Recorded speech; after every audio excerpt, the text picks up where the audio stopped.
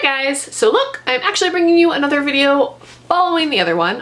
Today I'm bringing you an unhaul. It has been a while since I've done an unhaul, but I've been in a very purgy mood lately. I've been getting rid of a lot of books and a lot of clothes. As some of you may or may not know, I am a bit of a minimalist. It is an uphill battle for me because I was raised in a very consumer-centric household, so it is something I constantly battle with, just trying to keep like my possessions at a comfortable level. I talked a bit about this with Ashley over at Climb the Stacks about how to deal with like having too many books. I've been reorganizing my bookshelves, so I've kind of been getting rid of a lot. I also talked a bit with Mercedes from Mercy's Bookish Musings because we have the same style of bookshelf, the Expedient ones, and I was like, how, your bookshelves always look so pretty, and like other than my one that's behind me, you guys know I have two. I have the small one behind me, which like always stays pretty much the same, and then I have like the big one that's over in that direction, which is a giant mess right now. It's actually not looking too bad, but it's getting there. It's getting there. And yeah, so we were talking a bit about that. She does not triple stack her books though. She has many more bookcases and much more space than I do, which I am very jealous of her for that. But yeah, so I just thought I'd go through, I think I've got about 10 books beside me that I'm getting rid of. This is not all of the books I'm getting rid of. I'm getting rid of many books. But I thought these were all interesting reasons why I kind of went through the boxes that I've got sitting there and picked out a few, so that way this video doesn't get too long. So first up is Doug Dorset and J.J. Abrams' S, which is a highly conceptual meta book. It's a story within a story. I held this like a year and a half, 2 years ago. It was like December a couple of years ago.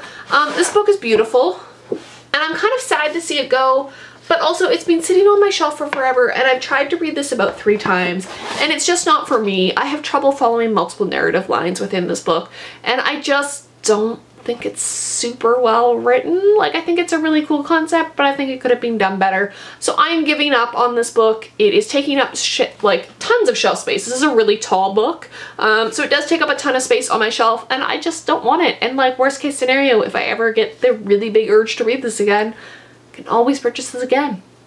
This is the advice Ashley gave me. She's like, just if you miss it, you can always buy it back. So that's the first one. Next up is one I have actually read, and that is this beautiful Penguin Thread edition of Louise May Alcott's Little Women. I think I reviewed this. I didn't really enjoy this book all that much, which is why I'm getting rid of it. I know a lot of people love it, but I read it as an adult, not as a child first, so I think I didn't like it as much as, you know, other people do. I know Claire from Reading Bukowski loves this book. She did like a read along for it, and she absolutely adores this, but unfortunately it's just not the book for me, so I am clearing up the shelf space. Also, it's kind of thick, so it's going. Next up is one that was actually on, I think, by 2013 or 2014. Book of Most Loved Books, which should surprise some people that I'm getting rid of this, and that is The Night Circus by Erin Morgenstern. The reason I'm getting rid of this is simply because I haven't felt the urge to reread this, and it does take up space on my bookshelf that could be given to books that like I do feel the urge to reread. Yeah, so as much as I love this, I am going to get rid of this. This is readily accessible. I can't always pick it up on my Kindle if I really feel like rereading it again. I've had the experience of reading it in the physical copy, so yeah, I'm just gonna be ruthless with this. Another one, there's actually 3 in this series that I'm getting rid of, and that is Colin Meloy's Wildwood series. I'm just showing you the first one. I'm getting rid of all 3 books. Well, I really enjoyed these while they were coming out, and they're really beautifully done. The illustrations are just fantastic. They also have color illustrations, and I have reviewed these. I just don't feel the urge to reread them, so I'm just gonna get rid of them. It's kind of the theme here, is that I just don't feel the urge. This one's actually a gift, and I thought I'd talk a little bit about getting rid of books that were given as gifts. This was given to me many moons ago by my friend Cassie. I've talked about this a little bit, we tend to send each other books. She actually doesn't remember sending me this book. I've asked her about this, so I don't feel that bad getting rid of this, but it is F. Scott Fitzgerald's Tender is the Night. It is one of the like gray Penguin Classic editions, the silvery ones. I do have my beautiful, which I'm kind of shifting out of my way so you can see them behind me on like that shelf. The gilded Penguin editions of all of Fitzgerald's works, so I really don't feel that bad about getting rid of this because I already own a beautiful copy of this. While this one's nice and really portable, Tender is the Night is not one of my favorite Fitzgeralds. Next up is one that I recently reviewed, and that is the Once and Future King by T.H. Knight. This was in my last batch of reviews. As you guys know, I found this book super racist, super sexist, and generally just not all that great. Even though this is a really beautiful edition, I am fully just getting rid of it because I will never read this again. Next up is one that I actually really enjoy, and that is Horror Store by Grady Hendrix. This was sent to me as a review copy, and I love this. I reviewed this around Halloween time. I thought this was a fantastic book. I actually think about this occasionally, but because it was kind of really scary, I don't think I'm going to be reading it again.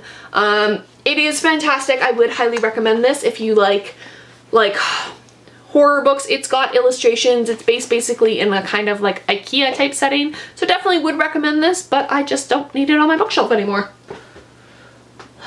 Another one I'm getting rid of is the Robert Fagles translation of The Odyssey by Homer.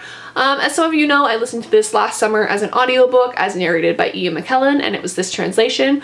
I prefer listening to epic poetry as a audiobook, so I really don't need a physical copy of this. I think I bought this used anyways.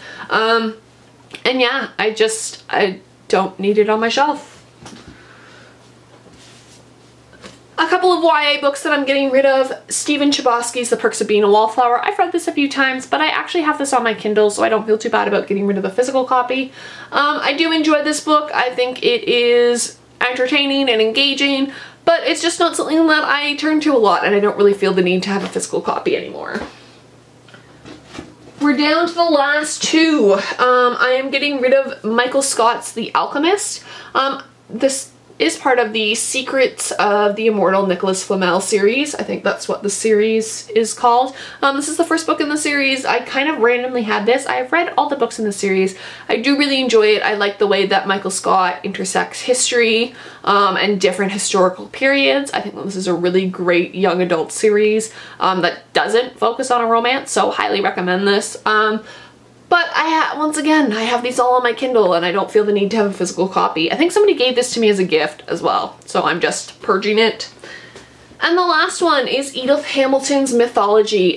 This is a really good introductory mythology book, but I'm a classical minor. I really don't need an introductory mythology book. I bought this years ago before I started my degree, and now that I'm finished, I really don't feel the need to reference this. Like, I have the classical, I think it's Apuleius's Library of Greek Myths that I can always refer to if I want to. I have studied the Greek myths. I have written papers on the Greek myths.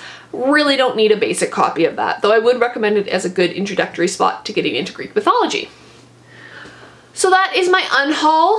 I'm glad I cut this down. I'm looking at the time here and we're at about 8 minutes, so I'm glad I cut it down to just 10 books.